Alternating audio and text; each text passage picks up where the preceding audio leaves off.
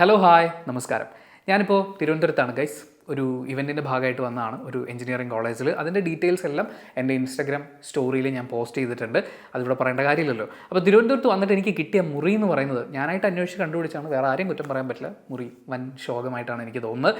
പക്ഷേ ആ സങ്കടം ഞാൻ മറികടക്കുന്ന എങ്ങനെയാണെന്ന് വെച്ച് കഴിഞ്ഞാൽ, ഇന്ന് ഞാൻ ഐമാക്സിൽ പോയി ഒരു സിനിമ കണ്ടു. തിരുവനന്തപുരത്ത് PVR ലുലുവിൽ kingdom of the planet of the apes ഞാൻ പോയി കണ്ടു. ഈ planet of the apes series മുഴുവൻ കണ്ടാലേ ഈ സിനിമ മനസ്സിലാവുള്ളൂ എന്ന് ചോദിച്ചു കഴിഞ്ഞാൽ എനിക്ക് അങ്ങനെ തോന്നുന്നില്ല. കാരണം ഇതിലെ പ്രധാന സംഭവം, അതായത് ഇപ്പം നിങ്ങൾ rise of the planet of the apes കണ്ടിട്ടുണ്ടെങ്കിൽ അതിൽ സീസർ എന്ന് പറയുന്ന ഒരു ക്യാരക്ടർ ഉണ്ട്. ആ ക്യാരക്ടറിനെ കുറിച്ച് ഒരു ബേസ് ഐഡിയ നിങ്ങൾക്കുണ്ടെങ്കിൽ ഈ സിനിമ നിങ്ങൾക്ക് ഏകദേശം മനസ്സിലാക്കാൻ പറ്റും. കാര്യം അവരൊക്കെ മരിച്ചൊടുങ്ങി കുറേ വർഷങ്ങൾക്ക് ശേഷമുള്ള പ്ലാനറ്റ് ഓഫ് ദ എയ്പ്സ് ആണ് ഇപ്പോൾ നമ്മൾ ഈ കാണുന്നത്. അതിനെക്കുറിച്ചൊരു ഡീറ്റെയിൽഡ് വീഡിയോ ഞാൻ റീലോഡ് മീഡിയ ചാനലിൽ കണ്ടിട്ടുണ്ടായിരുന്നു. അതൊരു അടിപൊളി വീഡിയോ ആണ്, സഫീഷ്യൻ്റ് ആണ് ഈ സിനിമ കാണുന്നതിന് മുമ്പ് അറിയേണ്ട ഡീറ്റെയിൽസ് എല്ലാം ആ വീഡിയോയിലുണ്ട്. ഈ സിനിമയെക്കുറിച്ച് പറയുമ്പം എന്നെ സംബന്ധിച്ച് ഇതിൻ്റെ കഥാഗതി, അതായത് ഇതിൻ്റെ സ്റ്റോറിയൊക്കെ കണ്ടു കേട്ട് ഞെട്ടാൻ വേണ്ടിയിട്ട് നിങ്ങൾ തിയേറ്ററിൽ പോകേണ്ട കാര്യമില്ല എന്ന് ഞാൻ പറയുള്ളൂ.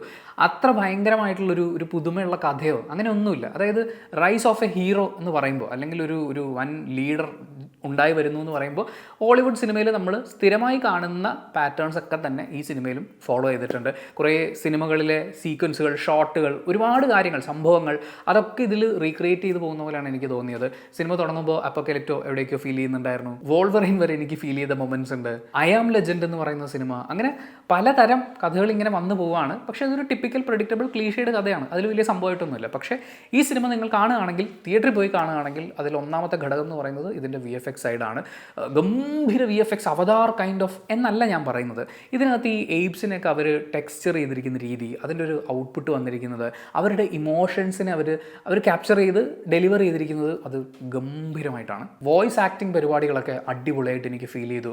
പിന്നെ നമ്മൾ ഈ മനുഷ്യൻ എന്ന് പറയുന്ന ഈ ഭൂമിയിലെ ഡോമിനൻറ്റ് സ്പീഷീസ്, അവർ ഈ ഭൂമിയിൽ നിന്ന് ഇല്ലാണ്ടായാൽ, അല്ലെങ്കിൽ വളരെ ചെറിയൊരു സ്ഥലത്തേക്ക് ഒളിച്ച് താമസിക്കേണ്ട ഒരു സിറ്റുവേഷൻ വന്നാൽ 100-300 വർഷം കഴിയുമ്പോൾ നമ്മൾ ഈ ഉണ്ടാക്കി വെച്ചിരിക്കുന്നതൊക്കെ എങ്ങനെയായി മാറും എന്നുള്ളത് ഈ സിനിമയിൽ വളരെ രസമായിട്ട് കാണിക്കുന്നുണ്ട്. പ്രകൃതി എങ്ങനെയാണ് നമ്മൾ ഈ ഉണ്ടാക്കിയിട്ടതിനെയൊക്കെ കീഴടക്കുന്നത് എന്ന് പറയുന്നൊരു കാഴ്ച ഇതിനു മുമ്പ് പല സിനിമകളിലും, അല്ലെങ്കിൽ നമ്മൾ പല പോസ്റ്ററുകളൊക്കെ ആയിട്ടൊക്കെ കണ്ടിട്ടുള്ളതാണ്. പക്ഷേ അത് വളരെ രസമായിട്ട് നമുക്കിതിൽ കാണാൻ പറ്റുന്നുണ്ട്. പിന്നെ ഈ സിനിമയുടെ തീം എന്ന് പറയാൻ പറ്റില്ല, തീമുകൾ കുറേ കാര്യങ്ങളുണ്ട് ഇതിനകത്ത്. അതൊക്കെ എനിക്ക് വളരെ രസമായിട്ടാണ് തോന്നിയത്. ഈ മനുഷ്യൻ നിലനിന്ന് പോവുക എന്ന് പറയുന്നത്, അല്ലെങ്കിൽ നമുക്ക് വളരെ വലിയൊരു പ്രശ്നത്തിനെ നമ്മൾ നേരിടുമ്പോൾ അതിൽ ഏറ്റവും പ്രധാനപ്പെട്ട കാര്യം എന്ന് പറയുന്നത് കമ്മ്യൂണിക്കേഷനാണ്. കമ്മ്യൂണിക്കേഷൻ ഈസ് ദ കീ എന്ന് പറയുന്ന ഒരു എലമെൻറ്റ്. കോഎക്സിസ്റ്റ് ചെയ്യുക എന്നുള്ളത് നമ്മളാണ് ഇവിടുത്തെ മെയിൻ സംഭവം എന്ന് പറഞ്ഞിട്ടല്ല, നമ്മളും എല്ലാവരും ഈ ഭൂമിയിൽ ആവശ്യമുള്ളവരാണ് എന്ന് തിരിച്ചറിഞ്ഞ് കോഎക്സിസ്റ്റ് ചെയ്ത് പോകേണ്ടതിലൊരു ആവശ്യകത. പിന്നെ ഏത് സ്പീഷീസ് ആണെന്നുണ്ടെങ്കിലും അധികാരത്തിനോടുള്ള അത്യാർത്തി അവസാനം നാശത്തിലേക്കാണ് ചെന്ന് ഭവിക്കുക എന്നൊക്കെ പറയുന്നത് പോലത്തെ ഒരുപാട് എലമെൻറ്റുകൾ ഈ സിനിമയിൽ പറഞ്ഞു പോകുന്നുണ്ട്. അതൊക്കെ എനിക്ക് വളരെ രസമായിട്ട് തോന്നി. പിന്നെ എനിക്ക് വളരെയധികം ഇഷ്ടപ്പെട്ടൊരു കാര്യം എന്ന് പറയുന്നത് പുസ്തകങ്ങളെയും ടെക്നോളജിയും ഈ സിനിമയിൽ കൊണ്ടുവന്നിരിക്കുന്ന രീതിയാണ്.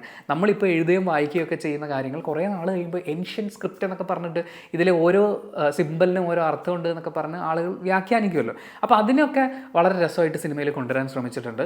നിങ്ങൾ എന്തെങ്കിലുമൊക്കെ എവിടെയെങ്കിലുമൊക്കെ കുത്തിക്കുറിക്കുകയാണെന്നുണ്ടെങ്കിൽ വളരെ ഉത്തരവാദിത്തത്തോടുകൂടി ചെയ്യുക. കാരണം അത് കുറേ നാൾ കഴിയുമ്പോൾ നമ്മളൊക്കെ എന്തായിരുന്നു, എങ്ങനെയായിരുന്നു എന്ന് ഡിഫൈൻ ചെയ്യാനുള്ള ചില കാരണങ്ങളും കാര്യങ്ങളൊക്കെ ആയി മാറിയേക്കാം. പിന്നെ ടെക്നോളജിക്കൽ അഡ്വാൻസ്മെൻറ്റ്സ് എന്ന് പറയുന്നത് പെട്ടെന്ന് എല്ലാം കൂടി കയ്യിലേക്ക് വരേണ്ട ഒന്നല്ല. അങ്ങനെ വന്നു കഴിഞ്ഞാൽ നാശം മാത്രമേ ഉണ്ടാവുള്ളൂ.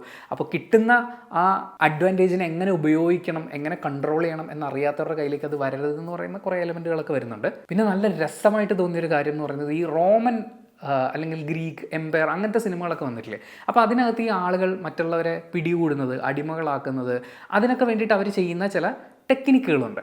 ആ ടെക്നിക്കുകളൊക്കെ ഇതിനകത്ത് ഈ എയ്പ്സ് ചെയ്യുന്ന കുറേ സീക്വൻസുകൾ വരുന്നുണ്ട്. അപ്പോൾ അതൊക്കെ കണ്ടപ്പോൾ ഞാനിങ്ങനെ ആലോചിച്ചു, അതിൻ്റെയൊക്കെ ഒരു ആവർത്തനമാണല്ലോ എന്ന്. പക്ഷേ അത് എന്തുകൊണ്ടാണ് അങ്ങനെ സംഭവിച്ചതെന്നുള്ളത് സിനിമയിൽ പിന്നീട് വിവരിക്കുന്നുണ്ട്. അത് കേട്ട് കഴിഞ്ഞപ്പോൾ എനിക്ക് ഭയങ്കര രസമായിട്ട് തോന്നി.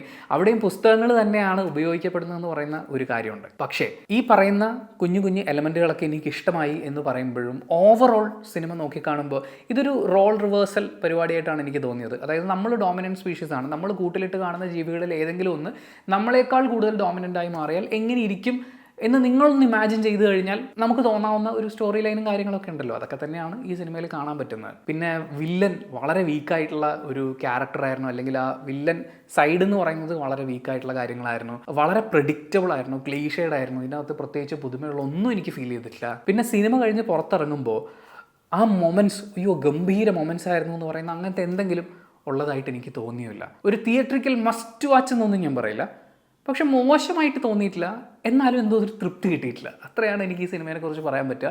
നിങ്ങൾ ഈ സിനിമ തിയേറ്ററിൽ പോയി കണ്ട ആളാണെന്നുണ്ടെങ്കിൽ നിങ്ങളുടെ അഭിപ്രായം വീഡിയോയുടെ താഴെ ഒരു കമൻറ്റായിട്ട് രേഖപ്പെടുത്തുക. And thank you so much for watching this video. Video ഇഷ്ടപ്പെട്ടാൽ ലൈക്ക് ചെയ്യുക, കമൻറ്റ് ചെയ്യുക, ഷെയർ ചെയ്യുക, സബ്സ്ക്രൈബ് ചെയ്യുന്ന കാര്യം പരിഗണിക്കുക.